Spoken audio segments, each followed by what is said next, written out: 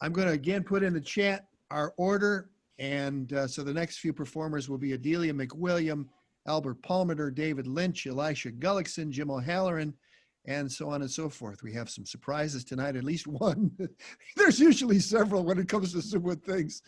And Adelia, if you could unmute yourself and give us 5 minutes of your finest. Adelia is checking in from, is it Cumberland tonight? Victoria today. Oh, in Victoria, British Columbia. So yeah, it's okay. I get around. Adelia, you've been to Manuka and yes. And had a chance to read your poems. Yeah, it was amazing. It was remarkable to read in that particular atmosphere. It's different than reading anywhere else.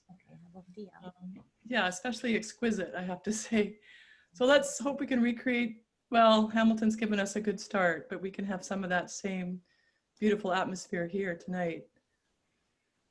Okay, I'm gonna start with a poem that I wrote when I first went into retreat at the beginning of COVID back in April, out in a place called Galley Bay, which is in Desolation Sound, which can only be reached by boat. And it was inspired by another poet's work, but I feel this is still very much my own. So it's called April 2nd, 2020 Retreat.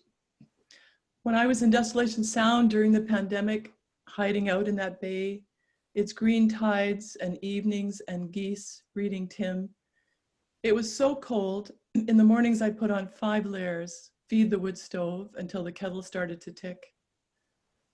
I'd stack firewood in the afternoons, the alder bark with its islands of sepia and gray overlaid on cream, like an antique map, but studded with woodpecker holes, tiny machine gun bullet holes obliterating the memories of the world we just left behind. And then I'd go rowing out into the sound, watch the unwind mountains walk out of the mist. Also, I was tucking into Calvino's 6 memos for the next millennium.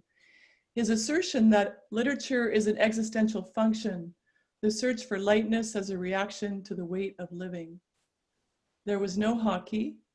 The NHL having canceled the season, indeed, all seasons canceled, except for nature's getting a reprieve with this new quiet. Fish now visible in Venice's canals. The gondolas neatly stacked across from the Basilica di San Marco. Early morning rain, fat with snow, remarkable for April. I didn't know exactly what I was lonely for. Inchoate, this rite of passage into the world's ruin. And alas, as we possibly here in Canada head into another lockdown, this poem, yeah, may be quite timely. I'm hoping not, but I don't know. So here we go. Another poem I'd like to read is about my feelings about being in nature, which is where I feel I'm truly myself more than anywhere else. And this is a poem about longing to be in a particular place. And the place that I'm longing to be is on the west coast of Vancouver Island this time, a place called New Chatlitz Marine Park. And it's a place that's very close to my heart.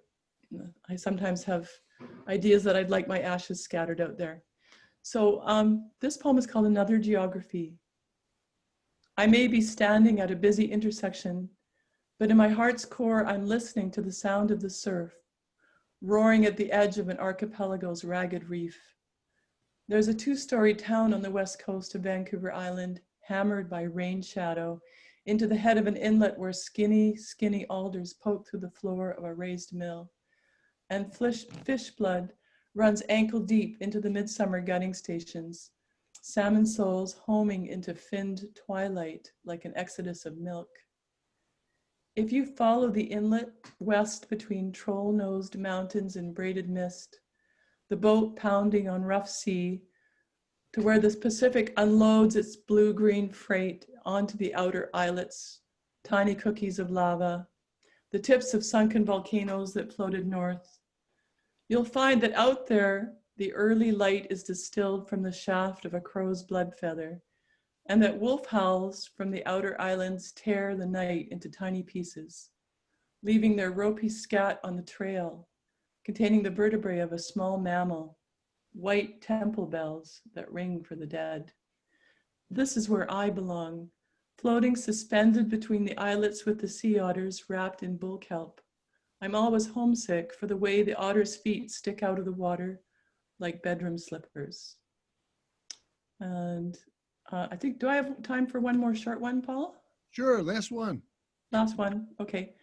This one is called is a poem for Robin Blazer, who's a poet whose work I really admire. And this is a little quote from Robin Blazer.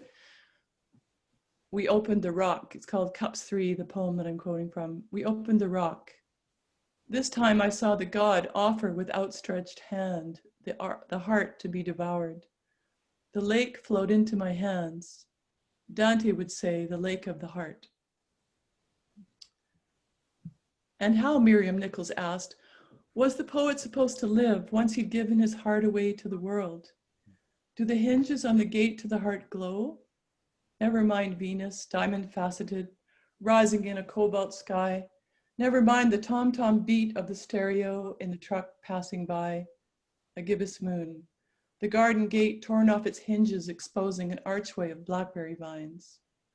A small doe looks up from eating grass, stands looking at you, chewing, legs slightly splayed. Imagine August blackberries, little mounds of them on the roads, on the tongue's road, tasting like a sultry evening gossip. One of them a temple bell, and you crouched inside it, looking up like this deer and waiting. The hummingbird is perched on a winter tree, its feathers a shining sea. Never mind that this world has turned its face from the stars, that it's all going to be a disaster.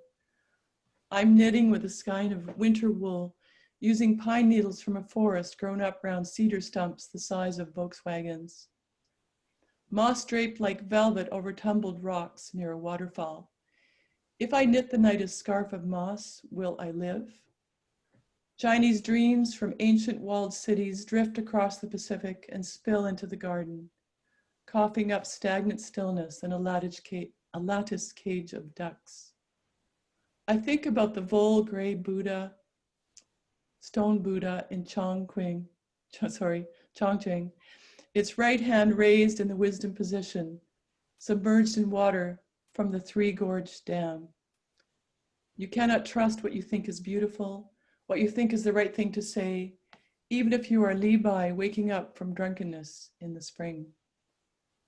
Anyway, thank you very much. It is an odd experience reading into your own computer, which is kind of what it turns into when you're reading from your own pages. But anyway, thank you, everyone. And it's lovely to see everybody here. Thanks, Adelia. Yeah. We miss you. We miss Gary. And we miss that part of the world. And we can't wait to come back. So yeah, well, I wish we could smuggle you across the border. You know, and stow you away in a boat, right? Don't give us any ideas. You know, I know I've used this before and you've heard it, but being Canadian the last 4 years has been like having an apartment above a meth lab. You're right, brother. Feeling a little bit better these days. We are. That right. Meth lab is toned down now. Maybe it's got a chance of being something else. And in fact, the incoming president likes to quote poetry, including Shamus Haney and others. So I think we're in good hands.